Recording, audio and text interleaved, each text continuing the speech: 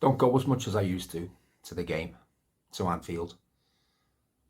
Last time, I stupidly got his tickets right next to the away section, so me and the lad were subjected to the whole banal songbook. Doesn't bother me normally. Though the lad asked me, why do they hate us so much? I told him, it's because we're so bloody good. Jealousy, lad, you know. And it's a cracking match. Before I hear the chant, that is. It's a fresh spring day. The tackles are flying. The Reds are right on it. Mustard they are. 3-0 up before half-time and he's made up. And then there's that chant. Always gets to me. Winds me up. Sticks and stones, they say, and to a point, I suppose, they're right. But that chant does something to me. Gets right under my skin. I shouldn't let it. I mean, tickets are hard to come by. And I've paid nearly a ton for these two. And I promised him for ages I'd take him. Not like when we were kids and you just rock up with your £1.70. And I had a week of work to forget, so this game is the ultimate escape, isn't it? Even for those who want to chant shit like that, I suppose. Wonder what they're escaping from. It's when it all goes quiet. You know that weird non-noise in the ground when 50,000 people are completely silent. The chant goes up again.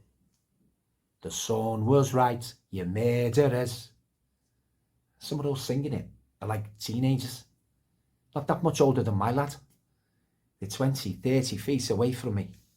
And in that moment, I think, the beautiful game, the working class ballet, at its best an art form as well as a sport, well, no longer feels so beautiful. No longer feels like an escape from the world. More like a reminder of all that's cruel and sick. I can see him. Group of fellas. Not all their fans like, but a large group standing across the divide with hate in their eyes, parroting the opinions of a discredited tabloid liar. The sun was right, you murderers. You can't help but think back to that time when you hear it.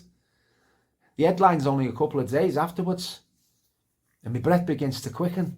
I feel a sickness and a tightness across my chest, and I close my eyes.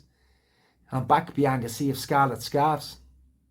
Back among the tangled crush barriers, looking at the heaps of discarded shoes, trainers, small change scattered across the terraces. I'm a lad walking aimlessly across a football pitch on a crisp spring day in 1989, looking for the lads I lost in the crush, hoping they escaped too. And I see it. An image that will never leave me.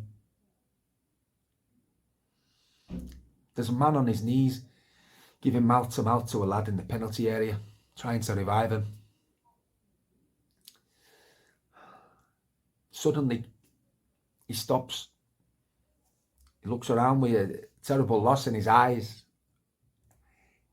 And he picks up a discarded flag off the ground and places it across the dead lad's face beneath him. At that point, I can't breathe. I think I can't breathe. I open my eyes and I don't want to be in the stadium anymore with that chant. I stand up from my seat and I run down the stairs to the exit, find the toilet, lock myself inside, and I breathe in deeply through my nose and out through my mouth until my breath becomes regular again. Just like the counsellor told me all those years ago. And there's a bang on the door.